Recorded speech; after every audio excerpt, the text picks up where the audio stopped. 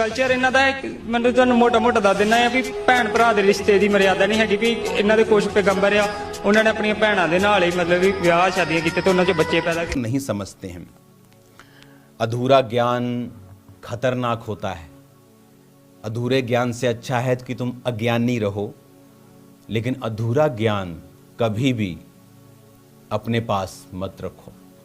एक वीडियो को मैं देख रहा था, वहाँ पर एक मेरा भाई जो क्रिश्चियन नहीं है कह रहा था कि बाइबल में एक जगह पर एक आदमी ने अपनी ही लड़की से संतान को पैदा किया, तो ये कैसी बाइबल है।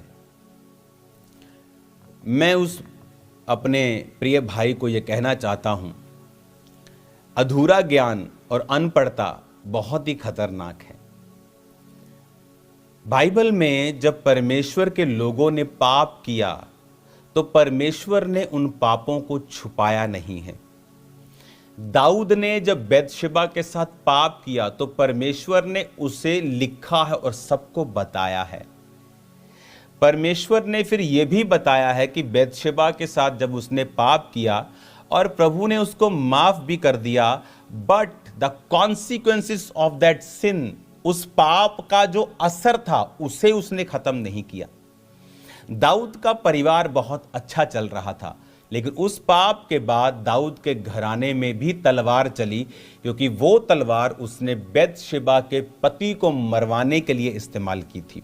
क्योंकि उसका पति सेना में था, तो दाऊद ने अपने सेनापति को कहा कि इसके पति को ऐसी जगह पे रखना युद्ध में जहां से मर जाए, खतरनाक जगह पे रखना इसको जहां सबसे ज़्यादा खतरा है। तो वो मर गया, तो दाऊद ने उसको अपनी पत्नी बना लिया, उसकी पत्नी को।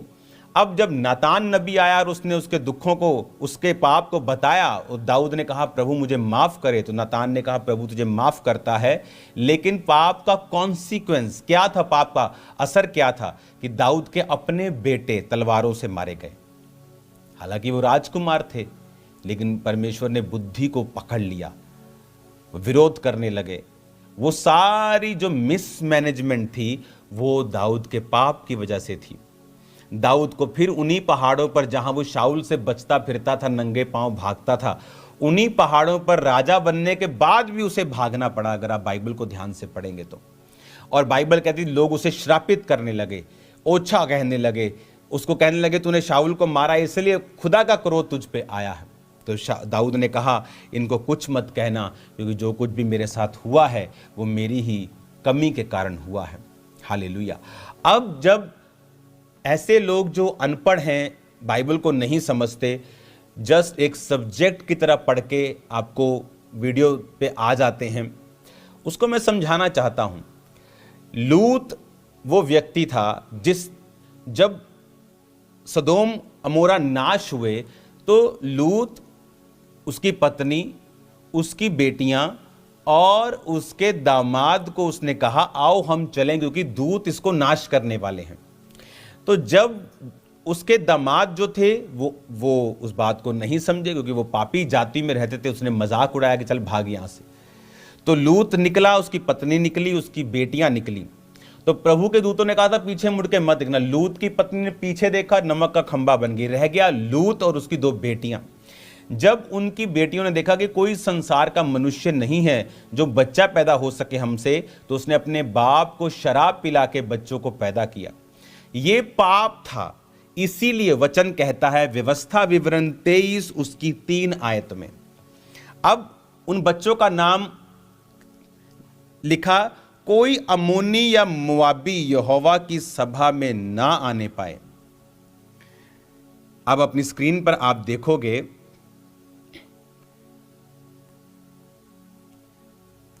कोई अम्मोनी, अब उसका एक बेटा था मोआब, उसका नाम था मोआब।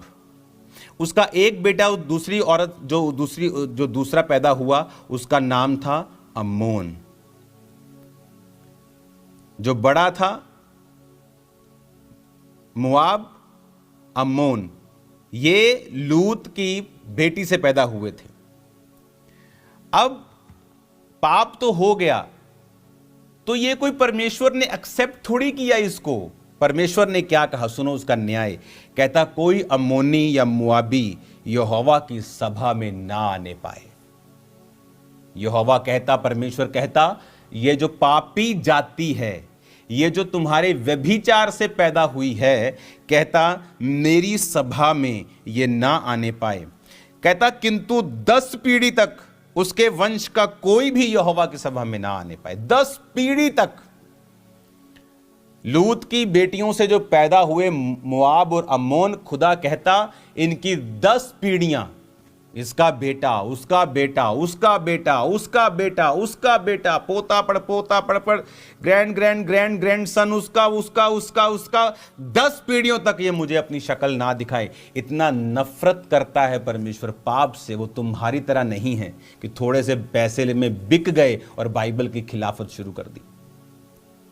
10 पीढ़ियों तक परमेश्वर ने कहा कि कोई इनमें से 10 पीढ़ियों तक यहोवा की सभा में कभी ना आने पाए।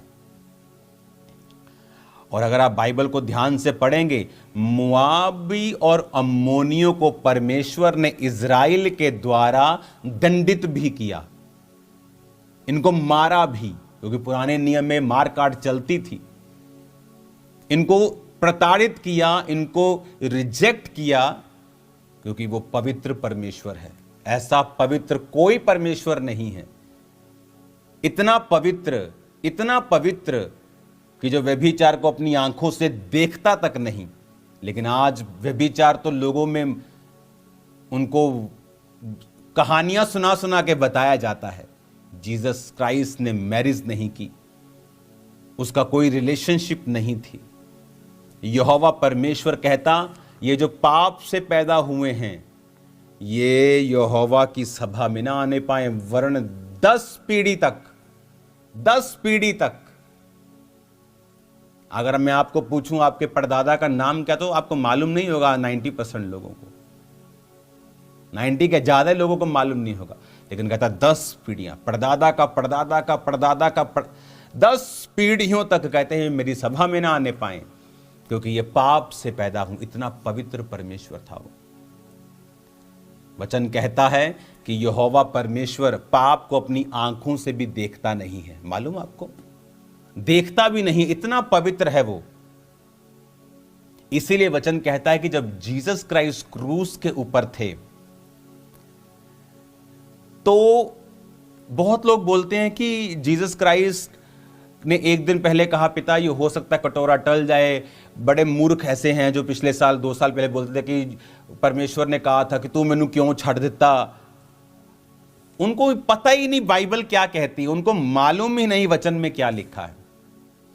वचन में लिखा है कि जब परमेश्वर ने कहा कि हे पिता तूने मुझे क्यों छोड़ दिया, उसका रीजन क्या था? उसका रीजन यह था कि जब यीशु मसीह क्रूस के ऊपर लटकाए गए थे, वो पापी के रूप में लटकाए दे गए थे। पापी नहीं थे, लेकिन तुम्हारे और मेरे पाप उसने ले लिए थे। वो एक पाप के रूप में लटकाया गया था। तो जब यहोवा परमेश्वर वो पाप को देखता भी नहीं है, इसीलिए जब जीसस क्राइस्ट क्रूस पर थे तो यहोवा परमेश्वर ने पहली बार अपना मुंह परमेश्वर से फेर लिया था और अपनी पीठ उसकी ओर कर दी थी। और जीसस क्राइस्ट को यही दुख था। उसको ये दुख नहीं था जो एक दिन, एक रात पहले गतसमनी बाग में जीसस कह रहे थे, पिता हो सकता है ये कटोरा मुझसे टल जाए। उसको ये दुख नहीं था उसके कोड़े पड़ेंगे, उसको थूका जाएगा, उसको मार, उसको ये प्रॉब्लम नहीं थी। उसको ये दुख नहीं था। उसको ये दुख था जीसस क्राइस्ट को कि कल जब क्रूस की मृत्यु के ऊपर मैं लटकाया जाऊंगा तो परमेश्वर मुझसे अपने फेस को हटा लेगा और मुझसे अलग हो जाएगा। क्यों? क्योंकि यहोवा परमेश्वर इतना पवित्र है कि वो पाप को अगर कोई पाप कर रहा है वो देखता भी नहीं। अच्छा तूने पाप किया। बाइबल कहती है जब अब्राहम को दूतों ने कहा कि सदोम और मोरा की चिल्लाहट बड़ी बढ़ गई है, यहोवा, उसमें से एक यहोवा था, 3 दूत थे, उसमें से एक परमेश्वर था। परमेश्वर ने कहा अब मैं देखूंगा कि क्या ये जो चिल्लाहट मेरे कानों में पड़ी है क्या ये सही है, कि अब मैं, आप मेरी बात समझ रहे कि नहीं? यानी जब वो कर रहे थे तो परमेश्वर को न्यूज मालूम चलता है, लेकिन वो इतना पवित्र है कि वो पाप होते हुए देखता भी नहीं है। तो तुम मूर्ख और अनपढ़ और गवार कैसे कह सकते हो कि बाइबल में ये पाप हुआ? अरे आगे पढ़, अरे पीछे पढ़ मूर्ख, आगे पढ़ पीछे पढ़ ऊपर नीचे पढ़ कि परमेश्वर कितना पवित्र है, इतना पवित्र है तेरी सोच से बाहर है, तू समझ भी नहीं पाएगा, सारी उम्र लगा रहेगा तो जब तक तू परमेश्वर के नीचे नहीं आएगा और पवित्र आत्मा पे विश्वास करके वचन परमेश्वर से कहेगा नहीं मुझे समझा। देखो वचन में ही लिखा है, अगर आप देखेंगे फिर से व्यवस्था विवरण 23 आयत को हम पढ़ेंगे। व्यवस्था विवरण 23 आयत को हम पढ़ेंगे और हम एक और वचन को निकालेंगे, क्योंकि बाइबल को पवित्र आत्मा के द्वारा समझना यह बहुत इंपॉर्टेंट है। हालेलुया।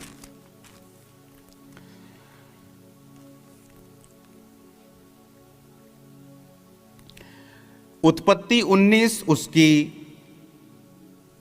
36 आयत में लिखा है, इस प्रकार से लूत की दोनों बेटियां उसके पिता से गर्भवती हुई, एक पुत्र जनी, बड़ी पुत्र जनी उसका नाम मुआब रखा, वह मुआब नामक जाति का मूल पिता हुआ। छोटी पुत्र जनी उसका नाम बेनम्मी रखा, जो अम्मोनियों का पिता हुआ। अब हम आएंगे फिर से कि ये था पाप का समय और अब था न्याय का समय। अब वो न्याय हमने पढ़ा, व्यवस्था विवरण की आयत को हम फिर से पढ़ेंगे।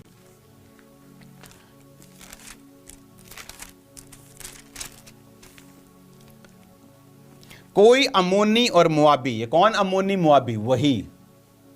वही पाप के द्वारा पैदा हुए बच्चे। यहोवा पिता ने कहा मुआबी और अम्मोनी मेरी सभा में भी ना आए कभी। वो इतना नफरत करता है पाप से। आज दुनिया अपने आप को ऊपर से चेंज कर लेती है, मैं मीट नहीं खाता हूं, मैं धर्मी हूं।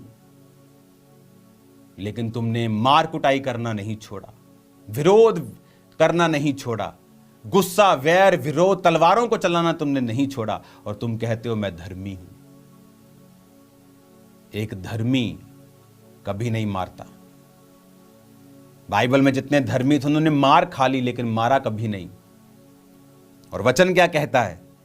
वचन कहता है अम्मोनी मुआबी यहोवा की सभा में ना आने पाए, उनकी 10वीं पीढ़ी तक कोई यहोवा की सभा में ना आने पाए। 10वीं पीढ़ी, इमेजिन करो, मैं सोच सकता हूं 10वीं पीढ़ी, 10 पीढ़ियां परमेश्वर ने कहा, 10 पीढ़ियां, कि ये 10 पीढ़ियां मेरी सभा में ना आने पाए। पूरा 10 पीढ़ी तक, 10 पीढ़ी तक मैं आपको बता रहा हूं, एक 10 अगर आप देखेंगे ना तो वो थाउजेंड्स में हो जाएंगे। 10 पीढ़ी तक इतने इतने बच्चे होते थे। एक आदमी के कितने कितने बच्चे, 50-50, 40-40 बच्चे भी होते थे, मल्टीपल वाइफ्स से। तो प्रभु ने कहा ये जो हजारों लोग हैं मेरी सभा में ना आने पाए, 10 पीढ़ियों तक कोई भी ना आने पाए, क्योंकि वो पवित्र परमेश्वर है। अधूरा ज्ञान बड़ा खतरनाक होता है और अधूरा ज्ञान बेइज्जती भी करवाता है। हालेलुया। तो अधूरा ज्ञान अपने पास रखें। अगर पूरा ज्ञान चाहिए तो आएं, चर्च में आपको पूरा ज्ञान दिया जाएगा।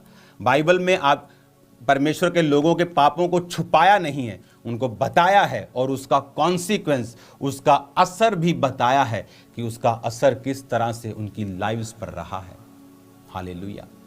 सैमसंग की लाइफ से अगर पाप हुआ तो उसकी ज़िंदगी में अंधापन भी आया, उसकी ज़िंदगी में बेइज्जती भी आई। वो दुश्मन जो उससे थर थर कांपता था, उस पर उसने कब्जा किया। रीज़न दुश्मन की ताकत नहीं थी, उसका पाप था जो सैमसंग के द्वारा उसकी ज़िंदगी में, सैमसंग ने अपनी ज़िंदगी में किया। हालेलुया। तो बड़े ध्यान से हमें समझने की ज़रूरत है कि जीसस क्राइस्ट जब क्रूस के ऊपर थे तो पिता ने अपने मुंह को फेर लिया और जीसस ने कहा यही बात से मुझे डर लगता था, यही बात मैं नहीं चाहता था मेरे साथ हो। तो जीसस ने कहा हे पिता तूने मुझे क्यों छोड़ दिया। हालेलुया। एली एली लमा शक्तनी, तूने मुझे क्यों छोड़ दिया। यही बात के लिए जीसस क्राइस्ट गतसमनी बाग में पिता के सामने 3 बार गए थे और कहा था पिता हो सकता तो ये कटोरा टल जाए, क्योंकि जीसस के लिए ये सबसे बड़ी दुख की बात थी कि उस परमेश्वर उसको छोड़ देगा कुछ समय के लिए, क्योंकि वो पाप को देखता तक नहीं है। तो अपने एक लौते बेटे को जिसको वो हर वक्त देखता था, उसने अपने एक लौते बेटे से अपनी निगाह को फेर लिया था और जीसस ने कहा था हे पिता तूने मुझे क्यों छोड़ दिया, हे मेरे परमेश्वर तूने मुझे क्यों छोड़ दिया। हालेलुया। यही दुख था परमेश्वर को, कोड़ों का दुख नहीं था, उसको बाकी चीजों का दुख नहीं था, लेकिन उसको ये कटोरा एक्सेप्ट नहीं हो रहा था कि परमेश्वर कल मुझे छोड़ देगा, क्योंकि बाइबल कहती है वो हमारे लिए लटकाया गया। जब परमेश्वर पाप को नहीं देखता और वो अपने आप को अलग कर लेता है पापी से, तो जीसस क्राइस्ट हमारी जगह पे लटकाया गया, प्रभु से अलग हुआ, फिर मारा गया, गाड़ा गया, तीसरे दिन मुर्दों में से जी उठ के अपने ही लहू को, महायाजक जिस तरह साल में एक बार लहू बैलों बकरों का लेके जाते थे, अपने ही लहू को वो परमेश्वर के सामने लेके गया कि पिता ये ले मेरा लहू जो मैं इन सब लोगों के लिए बहाता हूं। और जो अलगताई परमेश्वर और मनुष्य में थी, परमेश्वर ने उसे खत्म कर दिया, और इसीलिए वो प्याला परमेश्वर ने पिया, अपना लहू बहाकर पिता के सामने अपना लहू वो लेके गया, और आज इसीलिए मैं और आप परमेश्वर के करीब हैं। हालेलुया। अपने हाथों को उठाओ, हम खुदावन के लहू की तारीफ करेंगे अपने हाथों को उठा के। यीशु का लहू मेरी शिफा है, तमाम रोगों की ये दवा है। यीशु का लहू मेरी शिफा है, तमाम रोगों की ये दवा है। यीशु का लहू मेरी शिफा है।